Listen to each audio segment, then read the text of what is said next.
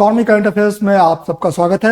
आज के टॉपिक्स को हम लोग देखेंगे और ये भी देखेंगे कि उसका इंपॉर्टेंस, कौन से टॉपिक का इंपॉर्टेंस प्री के लिए ज्यादा है और कौन से टॉपिक का इंपॉर्टेंस मेंस के लिए ज्यादा है। ठीक है, तो चलिए देखते हैं। पहला टॉपिक है open market sale scheme. Open market sale scheme news में क्यों था, कोई बताएंगे? Anybody have any idea?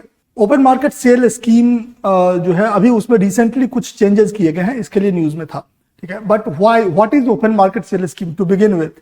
Okay, तो इसका नाम से कुछ कुछ आइडिया आपको लगेगा कि इट सेज कि it is related to some sale in open market. Okay, sale of what? Okay, तो ओपन मार्केट सेल स्कीम जो है, गवर्नमेंट, आपको पता है कि सेंट्रल गवर्नमेंट थ्रू एफसीआई किसानों से एमएसपी पर ग्रेन्स खरीदती है। ठीक है, उस ग्रेन्स में से क्या करती है कि कुछ पार्ट फूड सिक्योरिटी एक्ट के तहत जो पीडीएस सिस्टम चलता है उसमें दे दी। ठीक है, देन कुछ पार्ट को बफर स्टॉक में रख ली कि just in case of any eventuality, कोई ऐसा लेट्स से कि कोई क्राइसिस आ गया तो उस समय होना चाहिए सरकार के पास। दो, तीसरा पार्ट ये हो गया कि अब एक्सेस बच गया। ठीक है, तो लेट्स से कि अगर 100 केजी अगर एमएसपी पर प्रोक्योर हुआ, ठीक है, तो 100 केजी एमएसपी पर प्रोक्योर हुआ तो लेट्स से इसमें से 50 केजी चला गया पीडीएस सिस्टम पर। ठीक है, स्टेट गवर्नमेंट को दे दिया सेंट्रल गवर्नमेंट पीडीएस सिस्टम पर। देन लेट्स से कि 40 केजी जो है वो बफर में चला गया। Now what about rest 10 KG? Okay, ये 10 केजी जो है this is extra, that is कि मोर देन बफर ये है। इस 10 केजी का क्या किया जाएगा? यूजुअली क्या होता है कि ये 10 केजी का जो एक्स्ट्रा हो गया, ये since food corporation of India का अपना स्टोरेज स्पेस लिमिटेड है तो ये खराब हो जाता है, दैट्स वन। ठीक है, और दूसरा ये कि 10 केजी एक्स्ट्रा सरकार के पास है, बट लेट्स एज्यूम कि मार्केट में फूड के प्राइसेस बढ़ रहे हैं, फूड क्रॉप्स के प्राइसेस बढ़ रहे हैं, फूड इन्फ्लेशन हो रहा है। ठीक है, तो एक तरफ तो मार्केट में फूड इन्फ्लेशन हो रहा है, दूसरी तरफ फूड कॉर्पोरेशन ऑफ इंडिया के पास 10 केजी एक्स्ट्रा है। तो इस 10 केजी एक्स्ट्रा का use food corporation of India food inflation से डील करने के लिए करती है। कैसे करती है? ओपन मार्केट सेल स्कीम से। ओपन मार्केट सेल स्कीम में ये 10 केजी एक्स्ट्रा को sold in open market by FCI, यही हो गया ओपन मार्केट सेल स्कीम। ठीक है, बस इतना सा बात है। तो अगर आपसे प्रीलिम्स में क्वेश्चन पूछेगा कि ओपन मार्केट सेल स्कीम किससे रिलेटेड है, तो it is related to food corporation of India selling the extra food grains in the open market. ठीक है, क्यों करते हैं? तो ये तो हो गया व्हाट पार्ट हो गया कि है क्या ये जो ओपन मार्केट सेल स्कीम है, इसको चलाते क्यों है? We have already seen now कि टू गोल्स क्या क्या है? एक तो to manage food inflation. Okay, कि अगर मार्केट में फूड का कमी है, फूड इन्फ्लेशन हो रहा है, supply is less, demand is more, तो इन दैट केस गवर्नमेंट जो है जो एक्स्ट्रा फूड ग्रेन प्रोक्योर कर लिया है उसको मार्केट में बेचेगा। किसको बेचेगा? Will see it just now. ठीक है, अभी हम देखेंगे कि कौन बाई कर सकता है, कौन नहीं बाई कर सकता है, बट बेचेगा। ठीक है, और दूसरा क्या है? To reduce wastage of food grain.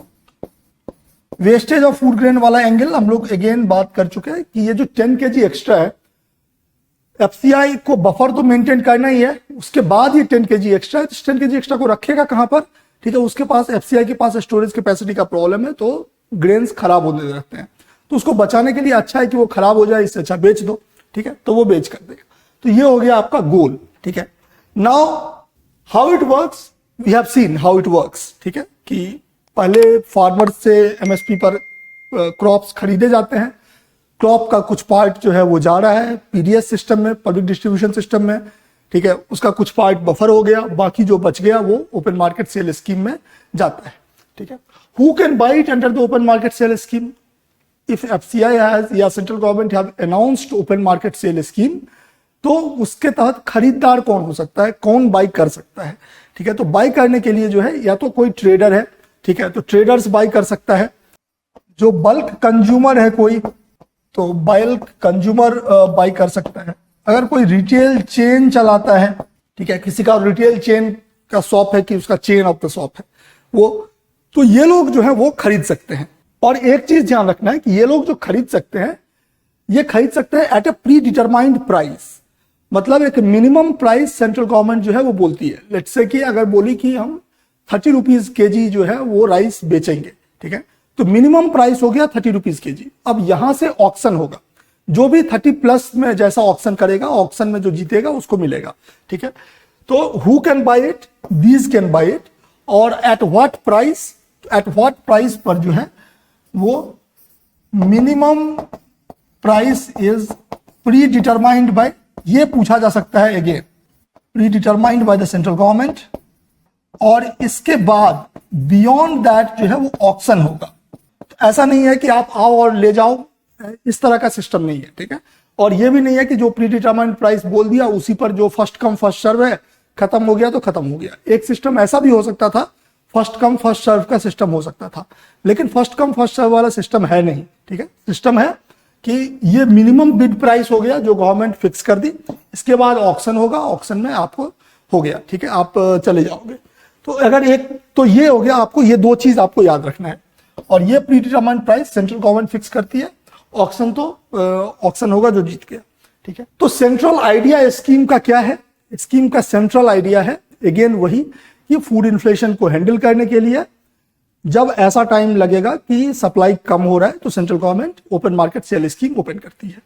इसका एक बड़ा क्रिटिसिज्म जो है ओपन मार्केट सेल स्कीम का वो ये है कि ओपन मार्केट सेल स्कीम में गवर्नमेंट जो है कोई ऐसा फिक्स नहीं करके रखी है कि इन्फ्लेशन यहां पहुंच जाएगा, लेट्स से कि फूड इन्फ्लेशन अगर 6% हो जाएगा तो then open market sale scheme start होगा। इस तरह का कोई ऐसा गाइडलाइन नहीं है पहले से। या फिर बफर स्टॉक जब इससे ज्यादा बफर स्टॉक से इतना एक्स्ट्रा फूड ग्रेन हो जाएगा तो ओपन मार्केट सेल स्कीम होगा। तो इस तरह का कोई ऐसा सिस्टम जो है वो गवर्नमेंट बना के नहीं रखी है, जिससे कि एक तो ट्रांसपेरेंसी का अभाव है, दूसरा मार्केट में अनसर्टेनिटी है, मतलब मार्केट को पहले से पता नहीं है कि गवर्नमेंट कब करेगी। तो ये एक चैलेंज है। तो जो इस ओपन मार्केट सेल स्कीम को जो रिफॉर्म करने की बात करते हैं वो ये बोलते हैं कि भाई मेक सम क्राइटेरिया, ठीक है, ऑब्जेक्टिव क्राइटेरिया बना दो। या तो ये बता दो कि फूड इन्फ्लेशन कितना हो जाएगा तो then you will allow open market operation scheme, और एल्स टेल अस कि कुछ गिव अस सम क्राइटेरिया कि what extra food grain FCI will have when it will start open market sale scheme, ठीक है। तो ये एक चैलेंज हो गया। रिसेंट डेवलपमेंट क्या हुआ है जिसके कारण कि ये न्यूज में है? तो रिसेंट डेवलपमेंट में एक तो ये बोला है कि maximum number of food grains for which you can bid in one single bid, इसको घटा दिया गया है। फॉर एग्जाम्पल अभी से पहले 3000 मेट्रिक टन जो है, this was the maximum bid, this was the maximum amount per bid. If you are bidding it तो आपको आप इससे ज्यादा का बिड नहीं कर सकते थे पहले। अभी इसको यहां पर इसको रिड्यूस कर दिया गया है। Now it's only up to 100 metric ton, ठीक है, पर बिड। तो now for every bid you can not bid for more than 100 metric ton. ऐसा क्यों किया है, रिड्यूस क्यों किया है? तो अगेन सेंट्रल गवर्नमेंट का इस पर बोलना यह है कि रिड्यूस किया है सो दैट कि मोर small traders can participate in the bid and more they can get benefit of the bid। कि अगर 3000 मैक्सिमम वाला है तो कोई बड़े बड़े जो ट्रेडर्स हैं वो ही कर पाते थे और उनको ज्यादा बड़ा मिल जाता था। उनको एक बार में उनका बिड सक्सेसफुल हुआ तो उनको 3000 मेट्रिक टन मिल गया। अब अगर किसी का बिड सक्सेसफुल होगा तो उसको 100 मेट्रिक टन से ज्यादा नहीं मिलेगा। तो दैट मीन्स कि more number of bids can be placed और जीतने वाले को ज्यादा चांस होगा कि स्मॉल एंड मार्जिनल को भी मिलेगा, ठीक है। तो this is one, this is central idea. और रिसेंट डेवलपमेंट नंबर 2 ये है कि usually under open market sale scheme state governments were also allowed to bid, ठीक है। कि अगर स्टेट गवर्नमेंट को भी पीडीएस से ज्यादा कोई स्टेट गवर्नमेंट्स पीडीएस में अगर लेट्स से कि 5 kg ग्रेन मिलता है तो there are some state governments जो कि पीडीएस से ऊपर भी देती है, 7 kg फॉर एग्जांपल देती है। तो अगर ये एक्स्ट्रा फूड ग्रेन देने के लिए स्टेट गवर्नमेंट्स का ऐसा स्कीम है तो स्टेट गवर्नमेंट्स भी ओपन मार्केट सेल स्कीम में वो एक्स्ट्रा फूड ग्रेन बाई करने के लिए पार्टिसिपेट कर सकती थी, ठीक है। तो उसमें स्टेट गवर्नमेंट्स को कोई ऑक्शन में पार्टिसिपेट नहीं करना पड़ता था, without any auction state governments को मिल जाता था। बट नया एक रिसेंट डेवलपमेंट ये है कि स्टेट गवर्नमेंट्स को पार्टिसिपेट करने से मना कर दिया गया है, ठीक है, कि state governments can not participate. ये सेकेंड हो गया।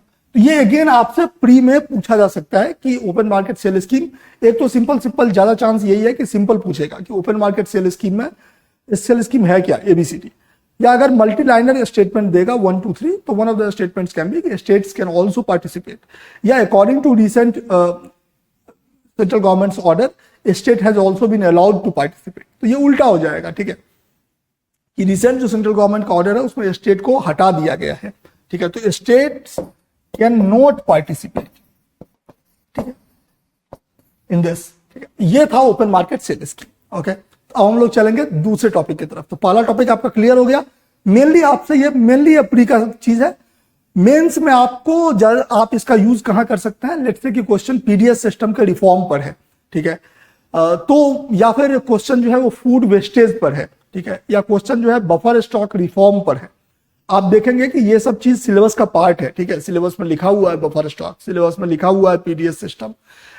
तो अगर इसके रिफॉर्म की बात पर आपसे क्वेश्चन पूछेगा कि सजेशन दो, तो देन यू कैन सजेस्ट कि ओपन मार्केट सेल स्कीम को एक डेफिनेटिव गाइडलाइंस दिया जाना चाहिए। Okay, it should be made more predictable, ठीक है। तो ये हो गया open market sale scheme. Again अगर फूड इन्फ्लेशन पर भी क्वेश्चन आता है तो फूड इन्फ्लेशन वाले क्वेश्चन में भी आप इसका यूज कर सकते हैं, ठीक है। तो ये हो गया आपका ओपन मार्केट सेल स्कीम का। Okay, now let's move towards another theme of the day, that is grain ATM, ठीक है, अन्न पूर्ति, ग्रेन एटीएम।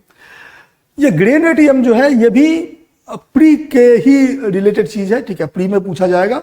मेंस में again you can use it as a example, ठीक है।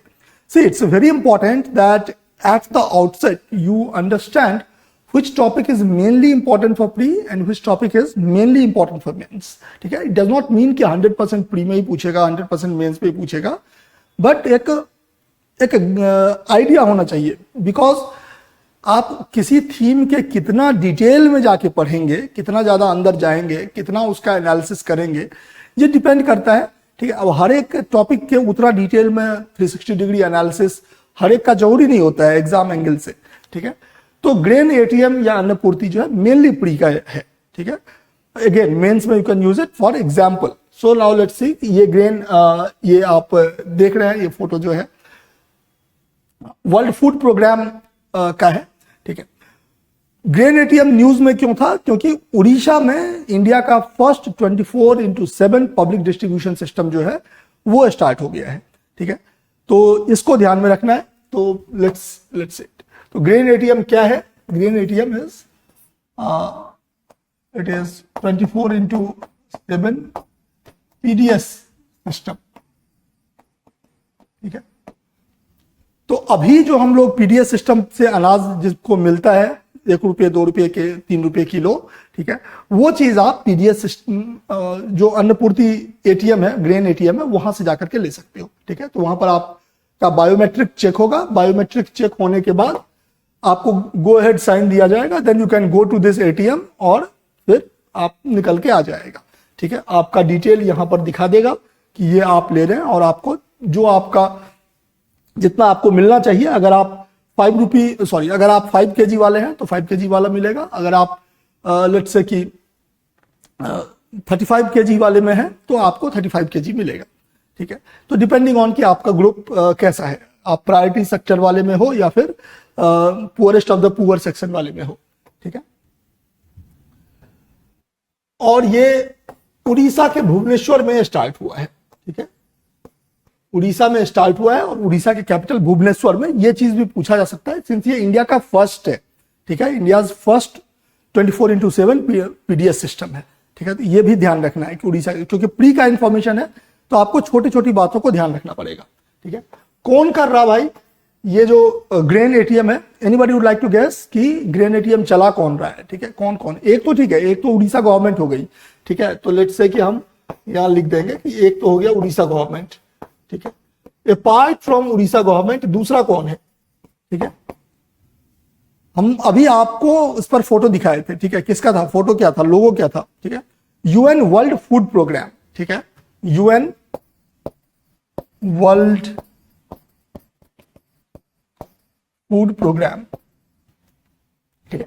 तो ये दोनों मिलकर के चला रहे हैं। तो आपसे या तो अगेन क्वेश्चन वन लाइनर आ सकता है कि जो ग्रेन एटीएम है या अन्नपूर्ति है, उसमें कौन कौन गवर्नमेंट्स जो है या कौन ऑर्गेनाइजेशंस इन्वॉल्व हैं, ठीक है। तो बोल देगा आपको WTO बोल देगा, WHO बोल देगा, ठीक है, तो या FAO बोल देगा, फूड एंड एग्रीकल्चर ऑर्गेनाइजेशन, ऐसे करके आपको ऑर्गेनाइजेशंस का नाम बोल देगा। यू हैव टू रिमेंबर कि इसमें UN वर्ल्ड फूड प्रोग्राम जो है ये इन्वॉल्व है, ठीक है। तो ये क्लियर हो गया। अब आपको UN वर्ल्ड फूड प्रोग्राम के बारे में एक बेसिक रूडिमेंट्री इंफॉर्मेशन चाहिए। अगेन सिंस प्री के लिए इंपॉर्टेंट है, तो यू शुड नो कि ये कहां पर है, कौन है। तो इसमें आपको ध्यान, अच्छा, anybody would like to guess कि UN वर्ल्ड फूड प्रोग्राम का हेडक्वार्टर कहां है, या हेडक्वार्टर से पहले ये कब बना होगा? Just take a wild guess, कब बना होगा? 1947 से पहले बना या उसके बाद बना? देन लेट्स से कि 1991 के पहले बना या बाद बना? एक रफ आइडिया जो है, आपको एग्जैक्ट ईयर उतना ज्यादा इंपॉर्टेंट नहीं होता है, कभी कभार यूपीएससी प्री में पूछ देती है, बट चलिए ठीक है उतना। बट अगर आपको एक रफ आइडिया है कि UN वर्ल्ड फूड प्रोग्राम कब बना होगा, एक मोटा मोटी, तो आपका काम निकल जाएगा, ठीक है। तो इट्स 1961 में, ठीक है, UN वर्ल्ड फूड प्रोग्राम 1961 में बना। आप ये बताइए UN वर्ल्ड फूड प्रोग्राम जो है वो इसका हेडक्वार्टर कहाँ है? ये बहुत इंपॉर्टेंट है, ठीक है। जो इंटरनेशनल ऑर्गेनाइजेशंस होते हैं या इंटरनेशनल इनिशिएटिव्स होते हैं, उन सब के बारे में बेसिक डिटेल्स पूछा जाता है। तो चलिए, वर्ल्ड फूड प्रोग्राम का हेडक्वार्टर कहां पर है, जल्दी बताइए। वर्ल्ड फूड प्रोग्राम का हेडक्वार्टर जो है वो रोम में है। रोम जो है वो अगेन कहां है? इटली, ठीक है। तो रोम में है वर्ल्ड फूड प्रोग्राम, ठीक है। तो रोम इटली में हो गया, यहां पर हो गया। इसका फंडिंग का सोर्स कहां है? इसके पास पैसे कहां से होते हैं? क्या कोई इसका कोई अपना सोर्स है, कहीं से पैसा आ रहा है? तो वर्ल्ड फूड प्रोग्राम का सारा सोर्स जो है वो वॉलंटरी है, ठीक है। बीट गवर्नमेंट दे सकता है, बीट इंडिविजुअल, हम और आप भी दे सकते हैं, डोनेट कर सकते हैं, कॉर्पोरेट्स डोनेट करती है। तो इसका पूरा जो सोर्स ऑफ फंडिंग है वो वॉलंटरी है, ठीक है। तो ऐसा नहीं है कि जितने लोग इसके मेंबर हैं उनका एक फिक्स परसेंटेज भरा हुआ है, क्योंकि ये इंपॉर्टेंट है। देखो, जैसे फॉर एग्जांपल अगर कोई IMF का मेंबर है, या UN का मेंबर है, तो उसको एक सर्टेन परसेंटेज सब सारे कंट्रीज का फिक्स है कि आपको इतना इतना देना पड़ेगा, ठीक है। तो उसको हम वॉलंटरी कंट्रीब्यूशन नहीं कर सकते हैं, जबकि वर्ल्ड फूड प्रोग्राम का जो कंट्रीब्यूशन है वो वॉलंटरी है, ठीक है, कि आपको जब जितना लगता है आप अपने हिसाब से उतना दे दो, ठीक है। This is voluntary. ये हो गया हमारा वर्ल्ड फूड प्रोग्राम, ठीक है, क्लियर हो गया। वर्ल्ड फूड प्रोग्राम के बारे में एक चीज ध्यान रखना है कि इसको नोबेल पीस प्राइज भी मिला था। किस साल मिला था आप लोग सर्च करके चैट में बताइए, ठीक है, कमेंट में बताइए, चैट में बताइए कि वर्ल्ड फूड प्रोग्राम को नोबेल प्राइज कब मिला था, ठीक है। 2020 में मिला था, ठीक है। तो अब 2020 में मिला था तो अब सीधे सीधे क्वेश्चन तो नहीं पूछेगा, अभी चांसेस कम है, बट ये पूछा जा सकता है कि अगर वर्ल्ड फूड प्रोग्राम का से अगर 3 स्टेटमेंट वाला क्वेश्चन पूछा तो एक स्टेटमेंट बोल सकता है कि वर्ल्ड फूड प्रोग्राम को पहले ही नोबेल पीस प्राइज भी मिल चुका है, ठीक है। ऐसे करके आपसे स्टेटमेंट में दिया जा सकता है। Okay, this was about Nobel peace prize, this was about Annapurti, ठीक है। अन्नपूर्ति, अब बताइए स्टेट कौन सा था, अन्नपूर्ति कौन सा स्टेट था बताइए, ठीक है। चैट में लिखिए, कमेंट में लिखिए कि अन्नपूर्ति का स्टेट किस स्टेट में सबसे पहली बार 24/7 वाला हुआ। अच्छा, एक चीज जो अन्नपूर्ति वाले में मिस हुआ था, अभी हम आपको फिर से बता दे रहे हैं कि अन्नपूर्ति में कौन ले सकता है। हम लोग ये बात तो कर लिए कि अन्नपूर्ति है क्या, ठीक है, क्या है ये बात कर लिए, 24/7 PDS सिस्टम है, ठीक है। बट इससे अनाज कौन निकाल सकता है? तो कोई भी जिसके पास की जो फूड सिक्योरिटी एक्ट के तहत जिसको भी कार्ड मिला हुआ है, ठीक है, उसमें से कोई भी, ठीक है।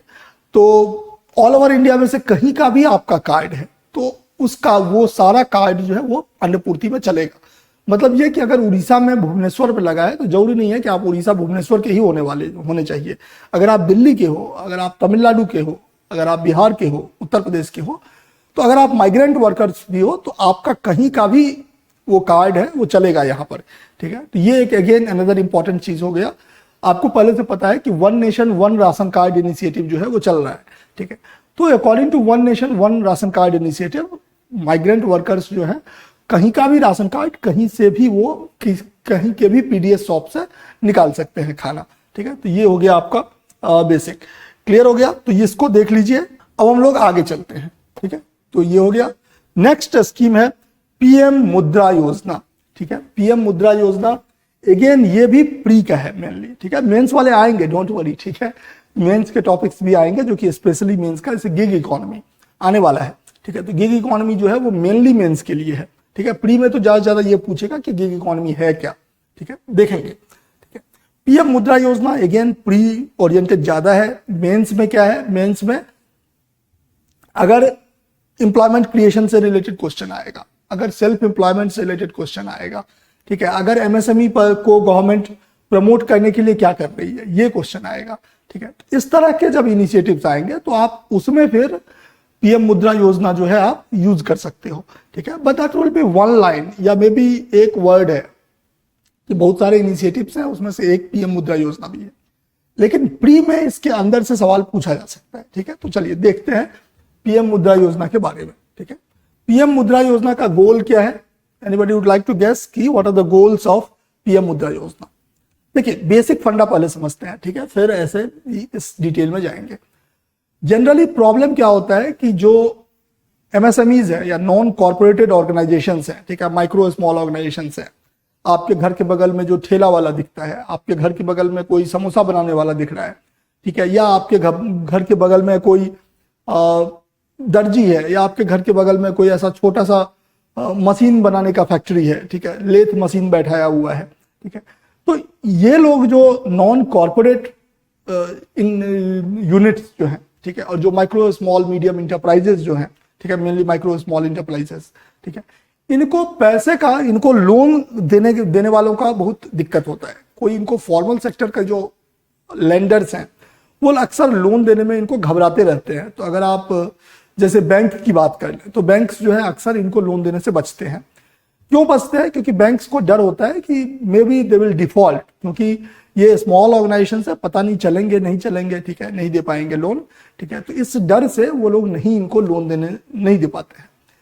लेकिन ये जो नॉन कॉर्पोरेटेड ऑर्गेनाइजेशंस हैं, ये जो माइक्रो स्मॉल ऑर्गेनाइजेशंस हैं, इनका इंपॉर्टेंस बहुत ज्यादा है। क्या है इंपॉर्टेंस? इनका इंपॉर्टेंस सबसे बड़ा ये है कि इनका एम्प्लॉयमेंट इलास्टिसिटी ऑफ ग्रोथ बहुत हाई होता है। मतलब कि अगर आप 100 रुपया के खर्चा से कोई माइक्रो स्मॉल ऑर्गेनाइजेशन बनाएंगे और 100 रुपया के खर्चा से अगर आप टीसीएस जैसी कंपनी बनाएंगे, ऑफकोर्स 100 रुपया से टीसीएस नहीं बनेगा, मैं जस्ट एक एग्जांपल दे रहा हूं कि अगर आप सेम खर्चा से माइक्रो स्मॉल ऑर्गेनाइजेशन बनाएंगे और सेम इन्वेस्टमेंट से आप कोई बड़ी ऑर्गेनाइजेशन बनाएंगे, तो एम्प्लॉयमेंट क्रिएशन जो है वो ज्यादा होगा जब आप सेम खर्चा से माइक्रो स्मॉल बना रहे हैं, ठीक है। तो वो सब मेनली लेबर इंटेंसिव कहा जाता है, ठीक है। और इंडिया में आपको पता है कि इंडिया में again about 78 lakh jobs per annum जो है वो क्रिएट करने की आवश्यकता है, ठीक है।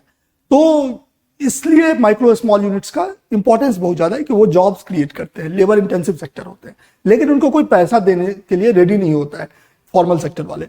इसी प्रॉब्लम को सॉल्व करने के लिए ये आया, ठीक है। तो पीएम मुद्रा योजना आया था, 2015 में आया था, इसी को सॉल्व करने के लिए। तो इसका गोल क्या है? गोल है पीएम मुद्रा योजना का टू फंड द अनफंडेड, कि जिसको कोई फंड नहीं दे रहा है उसको। ये अनफंडेड कौन है? तो ये हो गया नॉन कॉर्पोरेट बिजनेस यूनिट्स, ठीक है, या स्मॉल एमएसएमईज हो गए, ठीक है, माइक्रो स्मॉल, तो इन लोग के लिए है, ठीक है। तो अगर आपसे पूछा जाएगा कि पीएम मुद्रा योजना जो है वो किससे रिलेटेड है, तो आप समझ गए स्मॉल और माइक्रो इंटरप्राइजेस को लेकर के है, ठीक है। तो मेनली स्मॉल एंड माइक्रो, ठीक है, स्मॉल एंड माइक्रो इंटरप्राइजेस को देने के लिए है। दूसरा इसका गोल क्या है कि फाइनेंशियल इंक्लूजन इंप्रूव करेगा। फाइनेंशियल इंक्लूजन का मतलब क्या होता है कि जो फाइनेंशियल प्रोडक्ट्स है, financial products like credit, this should be available to everybody, okay, irrespective of their size. तो वो सबको अवेलेबल होना चाहिए। तो जो माइक्रो स्मॉल ऑर्गेनाइजेशंस हैं उनको इजीली अवेलेबल नहीं होता है, तो अगर पीएम मुद्रा योजना उनको इजीली अवेलेबल करवाएगा तो फिर इसका मतलब हो गया कि वो फाइनेंशियल इंक्लूजन भी प्रमोट करेगा। यहां से प्री में क्या पूछा जा सकता है? प्री में या तो ये पूछेगा कि पीएम मुद्रा योजना किससे रिलेटेड है, तो आप बोल सकते हैं कि नॉन कॉर्पोरेट बिजनेस यूनिट से रिलेटेड है, या स्मॉल मीडियम इंटरप्राइजेस से रिलेटेड है, ठीक है, या आपको ये बोलेगा कि which of the following goals को ये मीट करेगा, तो ये फाइनेंशियल इंक्लूजन के गोल्स को भी मीट करेगा, ठीक है, ये एम्प्लॉयमेंट जनरेशन के गोल को भी मीट करेगा, ठीक है। तो प्री में आपसे ऐसा पूछा जा सकता है, और मेंस में अगर क्वेश्चन इससे है या इससे है या स्मॉल मीडियम इंटरप्राइजेस है, तो यू कैन से कि one of the government schemes is this. ठीक है, अब विल सी की डिटेल्स। ठीक है, पीएम मुद्रा योजना का डिटेल क्या है, पहले एक चीज आप बताइए, लेट मी सी कि इधर है कि नहीं है। ठीक है, okay, now tell me one thing कि पीएम मुद्रा योजना जो है, इसका ये मुद्रा जो है, ओके, इसका फुल फॉर्म क्या है? इसका फुल फॉर्म बहुत ज्यादा इंपॉर्टेंट है, क्योंकि मतलब अगर आप फुल फॉर्म जानेंगे तो आपको पता चल जाएगा कि पीएम मुद्रा योजना है क्या। ठीक है, तो ये है माइक्रो। ठीक है, तो एम से तो हो गया आपका माइक्रो। ठीक है, तो micro unit development and R से रीफिनेंस। ठीक है, तो ये हो गया। ठीक है, तो micro unit development and refinance, a for agency है। ठीक है, तो मुद्रा का फुल फॉर्म ये है, माइक्रो यूनिट डेवलपमेंट एंड रीफिनेंस। ये क्या बोलता है? ये बोल रहा है कि अभी जो हम लोग बात कर रहे थे कि नॉन कॉर्पोरेट बिजनेस यूनिट्स को लोन दिया जाएगा, स्मॉल माइक्रो यूनिट्स को लोन दिया जाएगा, ये लोन देने का काम मुद्रा जो ऑर्गेनाइजेशन है, मुद्रा लिमिटेड, तो मुद्रा ऑर्गेनाइजेशन जो है वो डायरेक्टली नहीं करेगा। ठीक है, Mudra do not give direct loans. ठीक है, no direct lending, Mudra no direct lending to beneficiaries, to end beneficiaries जो है उसको वो डायरेक्ट लोन नहीं देता है। तो फिर कैसे होगा मुद्रा? फिर मुद्रा का क्या काम है? तो मुद्रा रीफिनेंसिंग एक्टिविटी करता है। मुद्रा के फुल फॉर्म में ये रीफिनेंसिंग करता है। व्हाट डज इट मीन कि रीफिनेंस करता है? कि मुद्रा पैसा देगा बैंक को और बैंक पैसा देगा जो माइक्रो स्मॉल यूनिट्स है उनको। ठीक है, तो सिस्टम ऐसे चल रहा है। ठीक है, मुद्रा से बैंक या एनबीएफसीज या माइक्रो फाइनेंस इंस्टीट्यूशंस, ठीक है, तो इन सबको मुद्रा से पैसा मिल रहा है और ये सब जो है वो लोन दे रहे हैं माइक्रो स्मॉल यूनिट्स को, या इसी को हम कह सकते हैं कि नॉन कॉर्पोरेट बिजनेस यूनिट्स को। ठीक है, तो ऐसा सिस्टम है। यहां से डायरेक्ट यहां पैसा नहीं मिल रहा है। ठीक है, यहां से यहां, फिर यहां से यहां, तो मुद्रा जो है डायरेक्ट नहीं देता है, रीफिनेंस करता है। ठीक है, इससे एक अलग पॉइंट निकल के आ रहा है कि मुद्रा योजना के तहत लोन कौन दे रहा है। तो मुद्रा योजना के तहत लोन जो है कुछ इंस्टीट्यूशंस आर गिविंग इट, तो बैंक दे रहा है, एनबीएफसीज दे रहा है, माइक्रो फाइनेंस इंस्टीट्यूशंस दे रहा है। ठीक है, तो ये इंस्टीट्यूशंस, तो which of the following institutions you will say, let's say कि वो प्रीलिम्स में क्या बोलेगा कि if you are a owner of micro unit, तो which of the following institutions you can approach for loan under Mudra Yojana. ठीक है, तो आपको देखना है कि ये लोग हैं। तो बैंक, जितने भी टाइप के बैंक्स हैं, चाहे प्राइवेट जो बैंक्स हैं, ठीक है, या फिर आपको लाइक से कि आरआरबी है, ठीक है, वहां पर भी आप जा सकते हैं। तो जो डिफरेंट टाइप्स के बैंक्स हैं उन बैंक्स के पास आप जा सकते हैं, या फिर आप NBFC non banking financial companies के पास जा सकते हैं, और माइक्रो फाइनेंस। ठीक है, तो ये फंडा क्लियर हो गया। ठीक है, मुद्रा के साथ कुछ और चीज आपको ध्यान में रखना है। ठीक है, मुद्रा का ऑनर कौन है? मुद्रा, आपको एक चीज याद होगा कि मुद्रा was established by central government. ठीक है, तो एक चीज ये ध्यान रखना है। बट मुद्रा का अल्टीमेट ऑनर कौन है? तो अभी 100% मुद्रा का ऑनरशिप सिडबी के पास है। Small industries development bank SIDBI जो है उसके पास मुद्रा का ऑनरशिप है। ठीक है, तो और एक चीज बताइए कि सिडबी का हेडक्वार्टर कहां पर है? जल्दी बताइए, जल्दी जल्दी। ठीक है, सिडबी का हेडक्वार्टर जो है मुंबई में नहीं है, ये मैं आपको गेस दे रहा हूं। ठीक है, तो नाउ टेल मी क्विकली।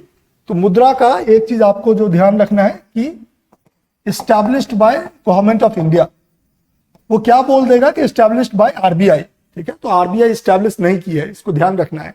ठीक है, मुद्रा सिंस ये बैंकिंग रिलेटेड टर्म आ जाता है तो बोल सकता है यूपीएससी कि इसको आरबीआई एस्टैब्लिश की नहीं की भाई, एस्टैब्लिश्ड बाय, ओके, ठीक है, established by government of India. ठीक है, गवर्नमेंट ऑफ इंडिया, ये जीओआई है, गवर्नमेंट ऑफ इंडिया, और 100% ओन्ड बाय सिडबी। ठीक है, सिडबी 100% ऑन किया, 100% ऑन बाय सिडबी। और सिडबी का हेडक्वार्टर कहां पर है? इसका जल्दी बताइए। सिडबी का हेडक्वार्टर लखनऊ में है। ठीक है, ठीक है। सिडबी का ऐसे फुल फॉर्म नहीं पूछेगा, ठीक है, यूपीएससी, इट्स वेरी अनलाइकली कि यूपीएससी फुल फॉर्म पूछेगा। It's a small industries development bank, ठीक है। सिडबी जो है one of the all India financial institution है, ठीक है, ध्यान रखिए। ऑल इंडिया फाइनेंशियल इंस्टीट्यूशंस और कौन कौन है apart from SIDBI, which all others are all India financial institutions, so do let me know in the chat में जाइए, चैट में जाकर के बताइए कि ऑल इंडिया फाइनेंशियल इंस्टीट्यूशंस जो है कौन कौन है। तो सिडबी जो है वो भी एक ऑल इंडिया फाइनेंशियल इंस्टीट्यूशन है, ठीक है। फंडा क्लियर हो गया, बिल्कुल क्लियर, कोई दिक्कत नहीं है, ठीक है। तो ये हो गया। अभी मुद्रा के बारे में कुछ और इंफॉर्मेशन बचा हुआ है, ठीक है। Who can give loan we have already seen, ठीक है, हु कैन गिव लोन, ठीक है। बैंक्स, सारे टाइप के banks, NBFCs, okay, and then micro finance institution. Who can apply for loan, यहां पर ध्यान देना है कि who can apply for loan, any Indian citizen can apply for loan, but loan must be for non farm sector. यहां पर ध्यान ये रखना है कि अगर आप फार्मर हैं तो आप मुद्रा योजना के तहत लोन नहीं ले सकते, ठीक है, मतलब फार्मिंग एक्टिविटी के लिए नहीं ले सकते। उसके लिए अगर आपको किसान क्रेडिट कार्ड से लोन मिलेगा, उसका अलग से सिस्टम है, ठीक है। ऐसा नहीं है कि फार्मर के लिए सिस्टम नहीं है, फार्मर के लिए अलग सिस्टम है, बट अगर आप मुद्रा योजना से लोन ले रहे हैं तो then it must be for non farm sector,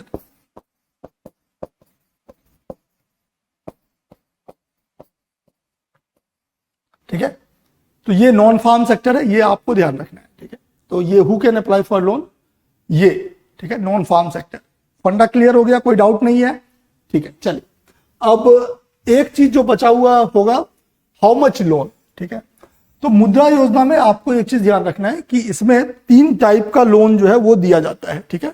शिशु, किशोर और तरुण लोन, ठीक है। मतलब जैसे जैसे हम लोग, हमारा इंसान का जो लाइफ स्टेज है, उस लाइफ स्टेज के हिसाब से ये डिफाइन किया है, ठीक है। तो शिशु लोन हो गया कि जब आप 50,000 तक का छोटा लोन ले रहे हो, दैट्स अ शिशु लोन, ठीक है। उसके बाद तरुण शिशु हो गया किशोर, किशोर मतलब जिसको इंग्लिश में एडोलसेंट कहते हैं, ठीक है। शिशु हो गया बच्चा है, चाइल्ड है, ठीक है। चाइल्ड वाला हो गया चिल्ड्रन, उसके बाद आप एडोलसेंट हो गए तो आपको किशोर लोन मिलेगा। किशोर लोन क्या है, 50,000 to 5 लाख, ये हो गया आपका किशोर लोन, ठीक है। किशोर लोन के बाद जो है आपका किशोरावस्था जो है वो समाप्त हो गया, तरुण अवस्था में आप आ गए। तरुण लोन जो है वो मिलेगा 5 लाख to 10 लाख, ठीक है। तो ये एक बेसिक है मुद्रा, यहां मुद्रा योजना में, ठीक है। 3 टाइप का लोन है, किशोर, शिशु, शिशु के बाद किशोर और फिर यहां तरुण, ठीक है। और कैसे आ रहा है कि अप टू 50,000, ठीक है। किशोर हो गया 50,000 to 5 लाख, तरुण हो गया 5 लाख to 10 लाख। तो ये आपको बेसिक याद रहना चाहिए, या मे बी वो क्वेश्चन यूपीएससी ये पूछ सकता है कि शिशु, किशोर और तरुण जो है वो किससे रिलेटेड है, ठीक है। ये सब चीज कहां से संबंधित है, किससे संबंधित है। तो शिशु, किशोर और तरुण जो है वो मुद्रा योजना से रिलेटेड है, ऐसे करके क्वेश्चन पूछ सकता है, ठीक है। ये अनलाइकली है, थोड़ा लेस लाइकली है कि ये पूछेगा कि किशोर में कितना, तरुण में कितना, बट स्टिल ध्यान रखना, ठीक है। किशोर में जो है वो 50 से 5 लाख है, तरुण में इतना, ठीक है। एक और चीज ध्यान रखना है कि अकॉर्डिंग टू न्यू बजट, अभी अभी बजट आया जो है 2024-25 का जो बजट आया है, उसमें थोड़ा सा मॉडिफिकेशन किया गया है। मॉडिफिकेशन क्या है, तो ये 3 लोन तो ऐसे ही है, ठीक है। शिशु, किशोर और तरुण, ये 3 ऐसे ही लोन है, इसमें कोई दिक्कत नहीं है, ऐसे ही लोन है। बट बियॉन्ड दैट एक स्पेशल कैटेगरी को ऐड किया गया है। स्पेशल कैटेगरी क्या है कि if there is somebody who has already taken a loan under Tarun and have already repaid it, ठीक है। जैसे कि अगर मैंने तरुण योजना के तहत, मुद्रा योजना के तरुण स्कीम के तहत मैंने लोन लिया, 7 लाख रुपया का लोन लिया और मैं टाइमली उसको रीपे कर दिया, तो यहां से फिर वैसे लोगों के लिए जो रीपे कर चुके हैं उनको एक एडवांटेज दिया जाता है। उनको क्या एडवांटेज है, ठीक है। तो एक नया कैटेगरी बना दिया गया कि if taken and repaid loan under Tarun, तो आपका जो मैक्सिमम लिमिट 10 लाख का था, next time your maximum limit will increase to 20 lakh rupees, ठीक है। तो you are eligible for loan up to 20 lakh rupees. तो ये एक हो गया, ठीक है, ये बहुत इंपॉर्टेंट हो गया। तो 3 देख लिया, ठीक है, शिशु, किशोर और तरुण मिलेगा। अगर आप तरुण ले चुके हो और उसको रीपे कर चुके हो, ठीक है, तो फिर आपको एक बार और लोन मिल सकता है दैट, और उस लोन का लिमिट 20 लाख हो गया। ये स्कीम जो है वो इस बार के बजट में आया, 2024-25 के बजट में आया। तो आपको अगेन इसको ध्यान में रखना है, ठीक है, क्योंकि बहुत चांस है कि ये पूछते, ठीक है, बिकॉज ये अगेन करंट में भी है। तो ये हो गया, ठीक है। नाउ, ठीक है, मुद्रा कार्ड क्या होता है? मुद्रा कार्ड हुआ कि मुद्रा योजना के तहत अगर आपको लोन मिला है तो उस लोन का जो वर्किंग कैपिटल रिलेटेड जो कंपोनेंट है उसको आप मुद्रा कार्ड के तहत निकाल सकते हैं। लेट्स से कि आपको 7 लाख का लोन मिला, ठीक है, उस 7 लाख के लोन में लेट्स से कि 2 लाख का लोन जो है वो वर्किंग कैपिटल लोन है, ठीक है। वर्किंग कैपिटल लोन मतलब डे टू डे एक्टिविटी चलाने के लिए, लेट्स से कि रॉ मटेरियल खरीदने के लिए लोन है। तो जो मुद्रा के टोटल लोन का दैट कंपोनेंट जो कि वर्किंग कैपिटल के लिए है आपको मिला है, उस कंपोनेंट को निकालने के लिए, विथड्रॉ करने के लिए you can use this one, ठीक है, you can use Mudra card. तो मुद्रा कार्ड में आपको याद क्या रखना है कि मुद्रा कार्ड जो है, to withdraw you can use Mudra card to withdraw working capital portion of Mudra loan, ठीक है। आप कंप्लीट को इस कार्ड से नहीं निकाल सकते, बट वर्किंग कैपिटल वाला पार्ट, ओके। अब अगला पार्ट कि why take loan under PM Mudra Yojana. अगर आपको कहीं और से, लेट्स से कि हमको बैंक, किसी और बैंक से नॉर्मली लोन मिल जा रहा है, ठीक है, then is it beneficial, is it advisable to take loan from PM Mudra Yojana, ठीक है। तो पीएम मुद्रा योजना, क्योंकि डायरेक्टली तो कोई आपको गवर्नमेंट डायरेक्ट लोन नहीं दे रहा है, ठीक है, ध्यान देना है। तो yes, it is advisable still, because PM Mudra योजना के तहत जो आप लोन लेते हैं वो कोलेटरल फ्री लोन है, दैट्स वन, कोलेटरल फ्री है। सेकंड, प्रोसेसिंग फीस भी उसमें नहीं लग रहा है, ठीक है, 2 चीज हो गया, कोलेटरल फ्री, प्रोसेसिंग फीस नहीं लग रहा है, ठीक है। तो ये, और तीसरा जो मैच्योरिटी टाइम है that can be extended up to 5 years, ठीक है। तो अगर आपको मैच्योरिटी पीरियड आ गया but right now you are not able to repay, so you can request for extending it up to 5 years। तो ये चीज हो गया, ठीक है। तो व्हाई टेक लोन, तो बिकॉज एक तो ये हो गया कि no processing fees, no processing fees के बाद नो कोलेटरल रिक्वायर्ड,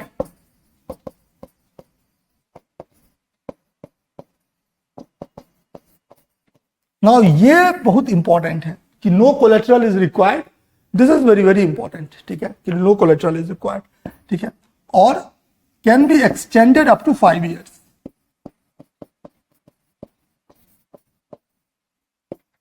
ठीक है। तो रीपेमेंट टाइम जो है, repayment time can be extended up to 5 years, ठीक है। So these are some of the advantages जिसके तहत आपको लेना चाहिए, ठीक है।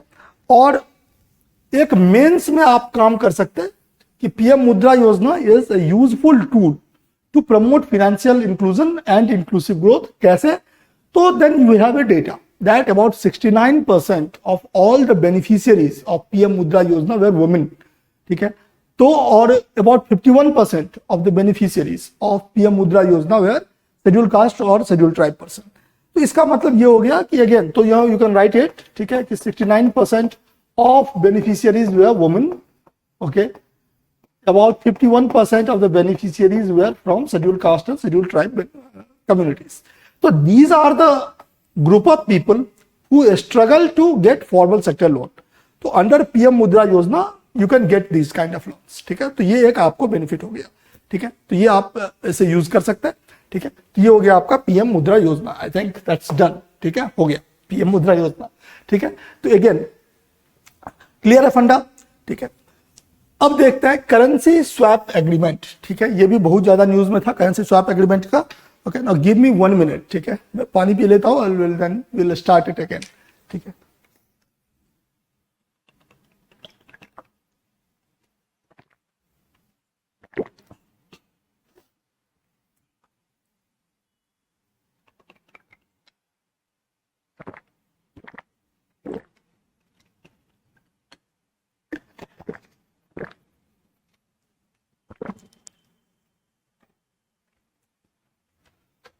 ठीक है, चलिए करेंसी स्वैप एग्रीमेंट देखते हैं। करेंसी स्वैप एग्रीमेंट क्या होता है भाई? करेंसी स्वैप एग्रीमेंट बेसिकली ये होता है कि लेट्स से, एक तो नाम में लिखा हुआ है करेंसी स्वैप। स्वैप का मतलब होता है जो आपके पास है वो आप हमको दे दो, जो मेरे पास है वो हम आपको दे देंगे, दैट इज स्वैप। ठीक है, इसमें लग गया करेंसी स्वैप एग्रीमेंट। मतलब लेट्स से कि आई हैव डॉलर, ठीक है, बट आई वांट यूरो। ठीक है, आपके पास यूरो है, आपको डॉलर चाहिए। ठीक है, तो in that case we can enter into agreement saying that okay bro, आपके पास जो है डॉलर है बट आपको चाहिए यूरो, मेरे पास जो है वो यूरो है बट हमको चाहिए डॉलर। तो आप अपना डॉलर मुझे दे दो, आप मेरा यूरो आप ले लो। ठीक है, दैट्स कूल। ठीक है, कि लेट्स से कि इसके पास डॉलर है और इसके पास लेट्स से, तो ये बोलेगा कि आप ये हमको दे दो, हम ये आपको दे देते हैं। ठीक है, दैट्स हो गया करेंसी स्वैप। बट मामला इतना आसान नहीं होता है। मतलब क्यों आसान नहीं होता है? कि एक डॉलर का जितना वैल्यू है और एक यूरो का जितना वैल्यू है that may not be same. ठीक है, वो अलग अलग होगा, कुछ एक्सचेंज रेट होगा। मे भी ऐसा होगा कि लेट्स से कि ऐसा है कि $10 is equal to, let's say $10 is equal to 11 euro. ठीक है, लेट्स एज्यूम कि ऐसा है। ठीक है, मैं ऐसा नहीं बोल रहा हूं कि अभी मार्केट का ये सिचुएशन है, मैं बोल रहा हूं कि जस्ट एज्यूम कि लेट्स एज्यूम कि $10 इज इक्वल टू 11 यूरो है। तो करेंसी स्वैप एग्रीमेंट में क्या होगा कि ये बोलेगा कि हम आपको $10 दे रहे हैं, आप हमको 11 यूरो दे दो। ठीक है, अभी फॉर नाउ। तो करेंसी स्वैप का एक दूसरा स्टेज आता है, इसमें बोला जाता है कि अभी हम लोग अदला बदली कर लिए, then again after let's say कि some fixed time, maybe after 5 years, हम फिर से क्या करेंगे, फिर से उल्टा कर लेंगे। आप अपना वाला, आप हमको फिर से मेरा यूरो वापस कर दो और हम आपको डॉलर वापस कर देते हैं। ठीक है, तो I will just explain it to you यहां पर। ठीक है, before going into this let's see कि how currency swap agreement works and then we will see कि भाई इतना माथापच्ची करते क्यों है। करेंसी स्वैप एग्रीमेंट जो है वो क्यों, हम अपना करेंसी क्यों दूसरे को दे रहे हैं, दूसरे का करेंसी हम क्यों खुद ले रहे हैं, और फिर हम बोल रहे हैं कि आफ्टर सम ईयर हम फिर से आपस में अदला बदली कर लेंगे, ऐसा क्यों? तो विल सी कि बेनिफिट है करेंसी स्वैप एग्रीमेंट के, कुछ जो बेनिफिट्स हैं जो कि ज्यादा चांसेस है प्री में पूछने का, कि करेंसी स्वैप एग्रीमेंट का बेनिफिट एक तो ये होता है कि एक्सचेंज रिस्क से डील करने के लिए लोग करते हैं। एक्सचेंज रिस्क से डील करने का मतलब कि लेट्स से कि अभी मेरे पास $10 है। ठीक है, तो बट ये जो $10 है इसका वैल्यू विथ टाइम कम हो सकता है। तो अगर मैं $10 बचा के रखा हूं तो मुझे डर लगेगा कि मे बी आफ्टर 5 years ये डॉलर अगर डिप्रिसिएट कर जाएगा। Okay, if dollar will depreciate, then I will lose my assets. So in order to guard myself from depreciation of dollar, maybe I will enter into a currency swap agreement. Okay, how we will see just now. ठीक है, तो एक तो ये हो गया कि currency swap agreement को क्यों करते हैं, तो करेंसी रिस्क या एक्सचेंज रेट रिस्क से बचाने के लिए। दूसरा ये कि इन ऑर्डर टू इंश्योर कि बोरोइंग कॉस्ट लो हो। ठीक है, इसके लिए भी करते हैं, बोरोइंग कॉस्ट भी रिड्यूस करने के लिए। So for example कि I have to take loan in rupee, ठीक नहीं, let's say कि I have to take loan in say dollar, ठीक है, but dollar loan is costly. तो what I can do, I can take loan in rupee जो सस्ता है अगर, तो रूपी का लोन ले लिए and then I will convert this rupee into dollar according to the swap agreement. ठीक है, तो जो लोन का रेट है जो लोन का इंटरेस्ट रेट है ओवरऑल वो सस्ता हो जाएगा। तो these are the two main things जिसके कारण कि हम करेंसी स्वैप एग्रीमेंट्स करते हैं। ठीक है, देयर आर मोर थिंग्स। ठीक है, कुछ लोग इसके लिए भी करते हैं, स्पेकुलेशन वाले एक्टिविटी के लिए भी करेंसी स्वैप एग्रीमेंट्स करते हैं। ठीक है, बट मेनली जो कंट्रीज जब करेंसी स्वैप एग्रीमेंट कर रही है तो मेनली ये दो पर्पस होता है कि एक्सचेंज रेट को हेज करने के लिए, और दूसरा कि जो बोरोइंग कॉस्ट है उसको रिड्यूस करने के लिए, और तीसरा ये कि थोड़ा लॉन्ग टर्म प्लानिंग के लिए हेल्प करता है। Will see this currency swap agreement. Okay, so there will be two currencies. Let's say कि एक करेंसी डॉलर है और दूसरा करेंसी लेट्स से कि यूरो है। ठीक है, ये दोनों अलग अलग इंसान के पास है। ठीक है, ये इसके पास है, ये इसके पास है। ठीक है, तो करेंसी स्वैप एग्रीमेंट में क्या होता है कि लेट्स से कि अभी 2024 है, तो इन 2024 क्या होगा कि this person will give this currency to this guy और this person will give this currency to this guy. ठीक है, एक बार करेंसी अदला बदली कर लिया। ठीक है, एट ए गिवन एक्सचेंज रेट। तो मतलब ऐसा नहीं है कि $1 ये देगा और ये €1 देगा। मार्केट पे जो भी एक्सचेंज रेट होगा, लेट्स से कि ये $10 देगा और ये €11 देगा, तो उस हिसाब से कर लिया और इसके बाद इस एक्सचेंज रेट को फिक्स कर दिया। ठीक है, मतलब बोला ये कि आफ्टर 5 years, ठीक है, तो let's say in 2028 for example, ठीक है, 2028 या 2029 डिपेंडिंग ऑन कि जो भी सेट करता है, बोला कि इन 2028 हम ये वाला जो एक्टिविटी अभी हुआ है एक्सचेंज, इसको रिवर्स कर देंगे। रिवर्स कर देंगे मतलब फिर से अगेन क्या होगा कि अभी इसके पास यूरो है तो ये यूरो इसको दे देगा। ठीक है, और ठीक है, सॉरी, ठीक है, तो ये यूरो इसको दे देगा और इसके पास जो डॉलर है वो डॉलर ये इसको दे देगा। तो जो काम 2024 में किया था, जो अदला बदली, उसको उल्टा कर देगा 2028 में। अब फिर से इसके पास डॉलर है और फिर से इसके पास यूरो है। ठीक है, तो बीच में हुआ क्या, बीच में एक्सचेंज रेट तो फिक्स कर दिया था, तो उसमें कोई ये नहीं है। इसके बीच में इंटरेस्ट भी देना पड़ेगा। इंटरेस्ट दोनों अपने अपने करेंसीज में, जो जिनके पास जो करेंसी था उस करेंसी में वो इंटरेस्ट लेंगे। ठीक है, तो अगर ये डॉलर दे रहा है तो ये इंटरेस्ट डॉलर में लेगा, ये अगर यूरो दे रहा है तो इंटरेस्ट ये यूरो में देगा। ठीक है, तो ये है करेंसी स्वैप एग्रीमेंट। ऐसा हम क्यों करते हैं currency swap agreement, why we do it. ठीक है, why we do it to deal with exchange risk. Exchange risk से हेल्प करने में ये कैसे हेल्प कर रहा है, तो you are looking at it कि हम लोग यहां पर एक्सचेंज रेट को ब्लॉक कर दे रहे हैं। ठीक है, कि बोल रहे हैं कि 5 साल बाद भी अगर हम आपसे लेंगे, यूरो वापस लेंगे या डॉलर देंगे तो इसी एक्सचेंज रेट पर देंगे। तो मार्केट एक्सचेंज रेट चेंज हो गया हो सकता है, maybe in market dollar weak हो गया, but if you will enter into a currency swap agreement तो it means it is guaranteed कि आपको 5 साल के बाद इसी एक्सचेंज रेट पर डॉलर या यूरो मिल जाएगा।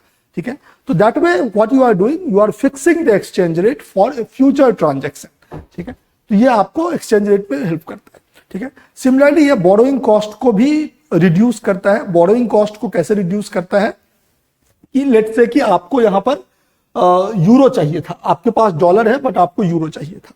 ठीक है, तो मे बी अगर आप मार्केट से लोन ले रहे हैं तो लोन कॉस्टली पड़ रहा है। ठीक है, मे बी लोन का दाम कॉस्टली है और आपको लग रहा है ऐसा कि अगर आप करेंसी स्वैप एग्रीमेंट में इंटर करके यूरो लोगे तो आपको सस्ता पड़ेगा, तो then you can enter into currency swap agreement and do this. ठीक है, तो ये हो गया आपको करेंसी स्वैप एग्रीमेंट के बेनिफिट्स। अगेन ये भी आपको प्री में पूछे जाने के चांसेस ज्यादा है और आपको याद मेनली ये रखना है। ठीक है, कि करेंसी स्वैप एग्रीमेंट्स कंट्रीज क्यों करती है। ठीक है, why, to deal with exchange risk या टू रिड्यूस एक्सचेंज रिस्क या to hedge against exchange risk. ठीक है, ऐसा भी बोल सकता है, to hedge against exchange risk, और दूसरा टू रिड्यूस बोरोइंग कॉस्ट।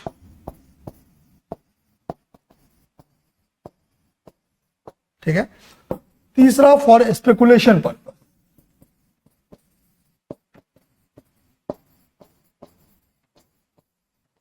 ठीक है, तो दिया समझ। फॉर एग्जाम्पल इंडिया का, आपको पता है कि इंडिया का जो है वो करेंसी स्वैप एग्रीमेंट किस किस कंट्रीज के साथ है, do let me know in the chat. ठीक है, चैट में बताओ।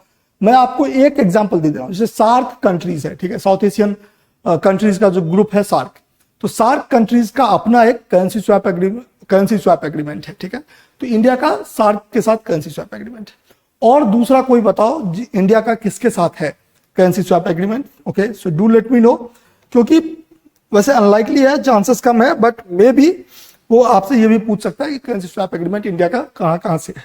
You know how things are these days.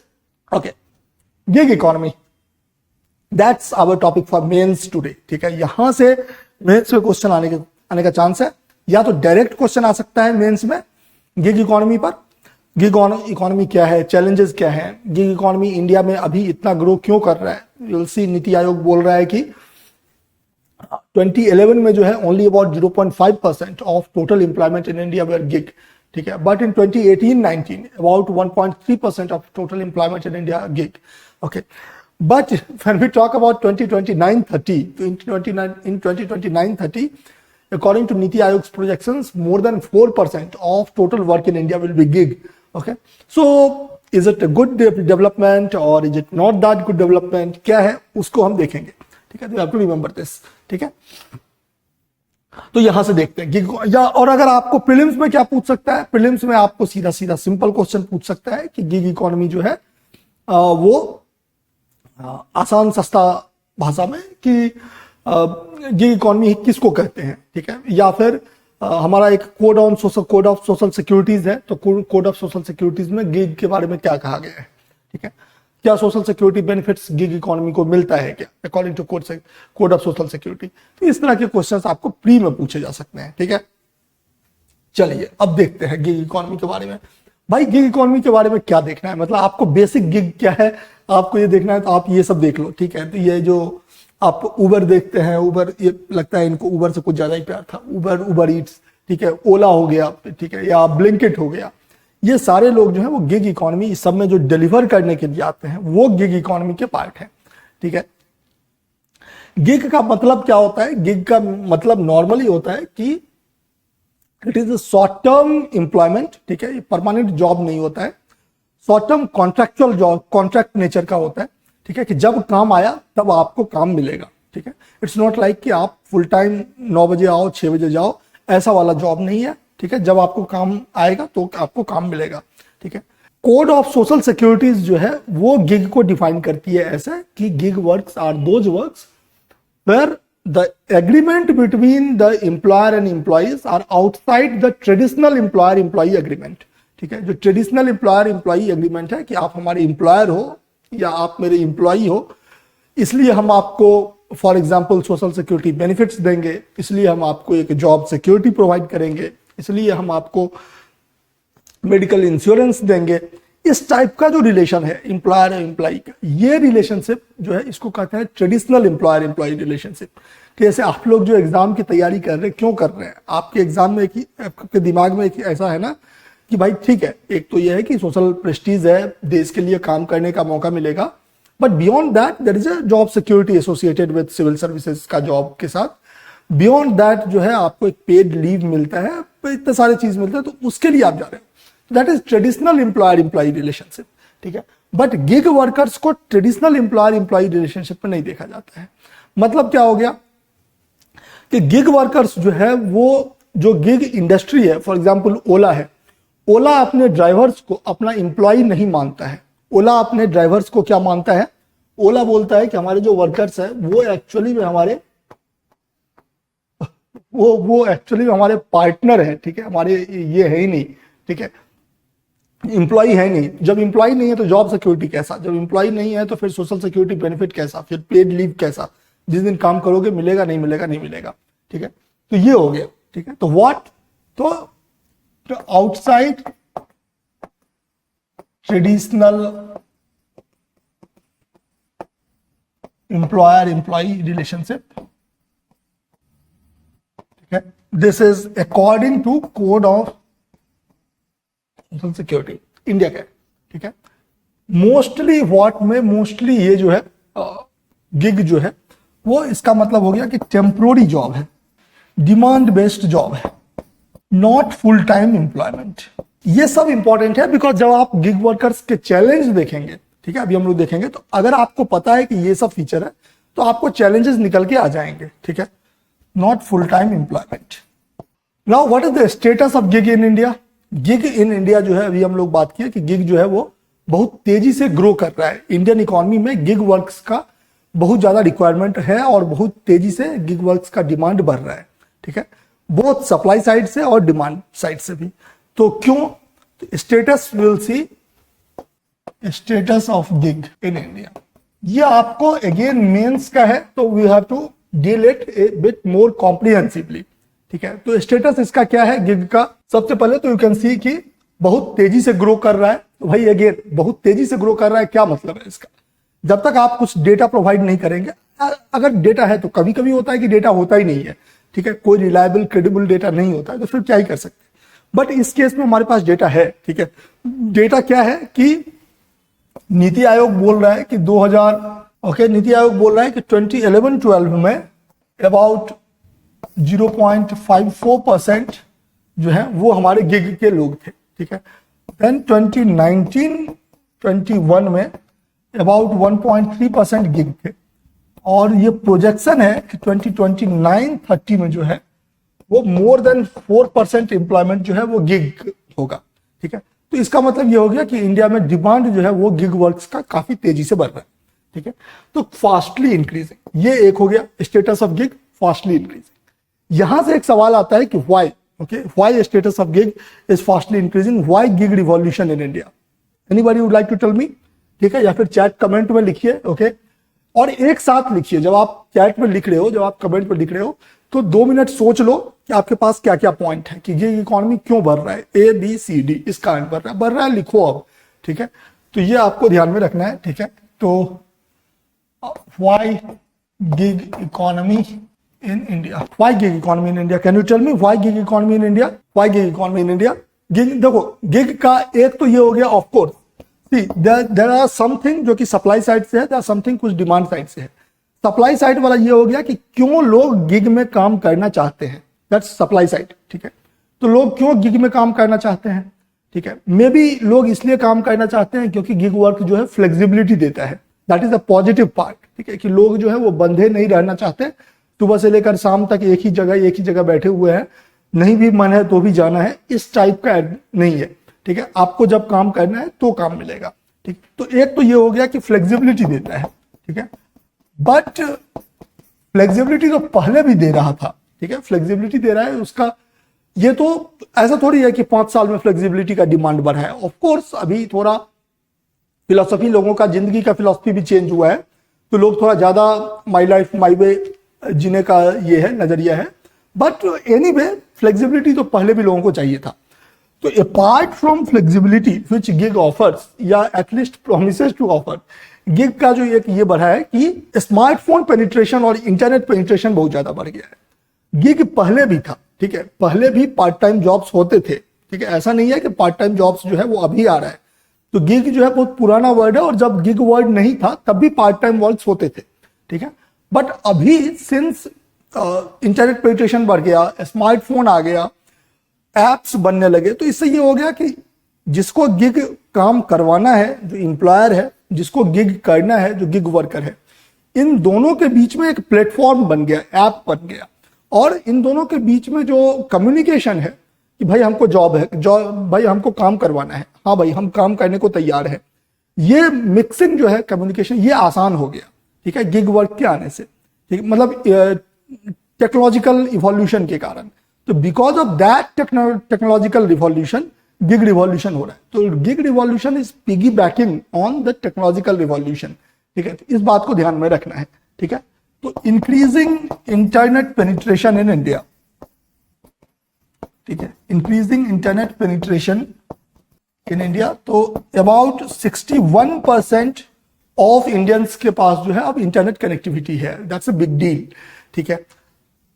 और बस इंटरनेट पेनिट्रेशन नहीं, इंटरनेट पेनिट्रेशन अगर रहेगा और लेट्स से कि स्मार्टफोन रिवॉल्यूशन नहीं था, तो देन अगेन जो फोन्स, जो लेट्स से कि अगर आप लैपटॉप या डेस्कटॉप से इंटरनेट एक्सेस कर रहे हो, तो दैट वाज मोर कॉस्टली। अब तो 4,000 5,000 का स्मार्टफोन आ रहा है, ठीक है, डिफरेंट टाइप्स के, ऑफकोर्स 10,000 15,000 20,000 के, लाख के भी स्मार्टफोन आ रहे हैं, बट लोअर एंड के स्मार्टफोन्स भी आ रहे हैं, ठीक है। तो स्मार्टफोन रिवॉल्यूशन के कारण क्या हुआ कि इंटरनेट सबके पॉकेट में चला गया, ठीक है। तो now everyone is using internet always, तो ये एक चीज हो गया, ठीक है। तो why gig revolution in India, job का फ्लेक्सिबिलिटी तो है, but more than that increasing internet penetration, increasing smartphone penetration, okay, increasing smartphone penetration in India. तो अब स्मार्टफोन जो है in terms of number, rural India में स्मार्टफोन भी ज्यादा है, ठीक है। तो अगर हम आपको, let's me C whether I have it, okay, yes I have it, okay. So you can see smartphone market जो है इंडिया का, वो किस तेजी से ग्रो कर रहा है। दिस इज 2010, ठीक है, this is 2025, and this is a smartphone in India in millions. Okay, so you can see the एक तरह से जूम हुआ है स्मार्टफोन पेनिट्रेशन में। तो जितना स्मार्टफोन पेनिट्रेशन इंडिया में बढ़ रहा है उतना ज्यादा बढ़ रहा है, ठीक है, उतना ज्यादा जो गिग वर्क है उसका डिमांड भी बढ़ रहा है, ठीक है। So that's one. देन तो एक हो गया स्मार्टफोन पेनिट्रेशन। इसके बाद गिग वर्क का और जो एक इंपॉर्टेंट रहा है कि गिग वर्क क्यों बढ़ रहा है, बिकॉज ऑफ अगर हम सप्लाई साइड से देखें तो भैया अच्छे क्वालिटी के जॉब्स जो फॉर्मल सेक्टर सैलरीड जॉब है, रेगुलर जॉब्स है, अकॉर्डिंग टू पीएलएफएस सर्वे 2022-23 जो रेगुलर जॉब्स है वो डिक्लाइन कर रहे हैं, ठीक है। जो सैलरीड एम्प्लॉयमेंट है वो घट रहा है। तो अगर सैलरीड एम्प्लॉयमेंट घट रहा है तो दैट मीन्स लोग कहां जाएंगे, लोगों को तो जॉब चाहिए, तो then people are going to gig, ठीक है। तो पहले इनिशियल जो था कि flexibility that was key positive कि लोग गिग खोज रहे हैं। दूसरा वाला जो अभी वाला जो हम बता रहे हैं वो ये है कि गिग जो है लोग खोज नहीं रहे हैं, बहुत सारे लोगों की मजबूरी है गिग करने की, ठीक है, क्योंकि उनको फॉर्मल सेक्टर का जॉब नहीं मिल रहा है, ठीक है। तो reduced salaried employment opportunities plus large number of जो हमारे लोग हैं वो इनफॉर्मल सेक्टर में हैं। भाई अगर लार्ज नंबर ऑफ लोग इनफॉर्मल सेक्टर में हैं तो अगेन इनफॉर्मल सेक्टर में जो गिग का प्रॉब्लम्स है कि जॉब सिक्योरिटी नहीं है, सोशल सिक्योरिटी बेनिफिट नहीं है, ये तो इनफॉर्मल सेक्टर में एनीवे नहीं है, ठीक है। तो एनीवे जब नहीं है तो then it is easier to move from informal sector to gig कि एटलीस्ट यहां पर फ्लेक्सिबिलिटी तो है, ठीक है। तो ये एक ही हो गया कि large number of employees in India या वर्कर्स इन इंडिया, ठीक है, about 92% of workers in India are informally employed, ठीक है। तो ये एक चैलेंज है कि large number of worker employees जो है वो इनफॉर्मली एम्प्लॉयड है, ठीक है। तो ये एक हो गया इस कारण से भी। तो ये सब कुछ कारण है जिसके कारण कि गिग का डिमांड जो है वो बढ़ रहा है, ठीक है। गिग का सप्लाई बढ़ रहा है, मतलब जो number of people who are working in gig are increasing because of this. Gig का डिमांड क्यों बढ़ रहा है, why increase in demand for gig, मतलब जो कंपनीज है या लोग हैं वो गिग को, उनको गिग क्यों चाहिए। सबसे इंपॉर्टेंट जो है उसका है urbanisation plus increasing nuclear families, ये सोशल एंगल है, okay. Urbanisation plus increasing nuclear families, ठीक है। तो ये हो गया विथ वर्किंग कपल्स, ठीक है। तो ये एक अलग से जो है ये एक चैलेंज हो गया। तो भाई अर्बनाइजेशन कैसे, तो अर्बन एरियाज में पर्टिकुलरली सब लोग अपने अपने काम पर जा रहे हैं, प्लस न्यूक्लियर फैमिलीज हैं, ठीक है, और हस्बैंड वाइफ दोनों काम पे जा रहे हैं। तो जो बेसिक घर का सामान आएगा, सब्जी आएगा, लेट्स से कि और कोई घर का सामान मंगाना है, ठीक है, या कभी रात को खाना बनाने का मन नहीं हुआ, ऑफिस से लेट से आए तो तुरंत खाना चाहिए, ठीक है, या तुरंत कोई सामान चाहिए। अब इतना टाइम नहीं है कि हम जाके बाहर जाकर के दुकान से लाएं, ठीक है। तो ये क्रिएट किया डिमांड कि ठीक है भाई हमको चाहिए, मतलब 10 मिनट में सब्जी डिलीवर हो गया, ठीक है, 10 मिनट नहीं चलो 15 मिनट में भी हो गया, आधा घंटा में भी हो गया, तो बिना घर से बाहर गए आपका काम हो गया, ठीक है। तो ये हो गया कि आपका डिमांड बढ़ा रहा है गिग वर्क्स का, ठीक है, पीपल आर विलिंग टू पे दैट। और साथ में अगर अर्बनाइजेशन और डबल वर्किंग कपल्स वर्किंग है तो फिर मे बी दे आर, उनका इनकम भी बढ़ रहा है, per capita income of the urban area जो है वो बढ़ा, तो यहां से people are willing to give that extra money, जो कि आप कहते हैं कि डिलीवरी चार्ज है, तो डिलीवरी चार्ज दे रहे हैं और वो ले रहे हैं, तो इसका डिमांड बढ़ रहा है, ठीक है। That's another. स्टार्टअप कल्चर जो बढ़ रहा है, startups can not afford very costly employees for all the jobs, तो देयर आर सम जॉब्स जहां पर कि वो startups they want to cut their cost. तो गिग में क्या है कि गिग में आपको जब जितना काम है उतना के लिए पेमेंट करो। If you are a startup and if you want to employ full time worker, तो आपके पास काम हो या ना हो, वो तो सुबह आ रहा है शाम को जा रहा है, आपको उसको उतना सैलरी देना ही देना है, ठीक है। गिग में क्या है कि आप बात की हो कि भाई जब मेरे पास काम आएगा, लेट्स से कि you want a graphic designer, ठीक है, you are a new YouTuber, ठीक है, आपको ग्राफिक डिजाइनर चाहिए, तो you can not hire a full time graphic designer, क्योंकि अभी आपका उतना धंधा ही नहीं फैला है कि आपके पास 4 और लोग हैं सब बना रहे हैं, ऐसा नहीं है। तो फिर आप क्या करोगे, आप ये कर रहे हो कि आप बोल रहे हो कि भाई जब जब मैं आपसे बनाऊंगा, लेट्स से कि I will give you this much money, let's say I will give you 1000 rupees for designing my thumbnail for example. तो फिर एक ऐसा हो गया कि ये गिग हो गया कि जब काम है तो देंगे। तो इस by that using this approach startups जो है अपना कॉस्ट को कट कर रहे हैं, ठीक है। तो स्टार्टअप रिवॉल्यूशन जो है, ठीक है, ये भी गिग को प्रमोट कर रहा है, ठीक है। तो दीज आर की वाई इंडिया में अभी गिग रिवॉल्यूशन हो रहा है, बिकॉज ऑफ दीज रीजंस, ठीक है। So this was gig.